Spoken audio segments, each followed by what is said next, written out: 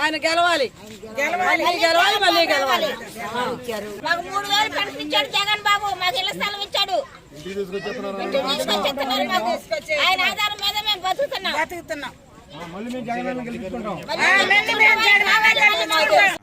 మేము మళ్ళీ జగనన్న గెలిపించుకుంటాం. ఏం చేశారు జగన్ బాబు మీకు?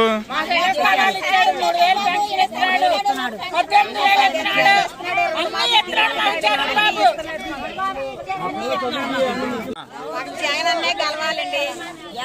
గెలవాలి. మా అబ్బాయి రుణమాఫీ ఇస్తున్నాడు, 18,000 ఇస్తున్నాడు, ఇళ్ల స్థలాలకు ఇచ్చాడు, అన్ని మాకు సైకింగ్ తెచ్చేస్తున్నారు, ఇంటికి తీసుకొచ్చి ఇస్తున్నాడు పింఛి.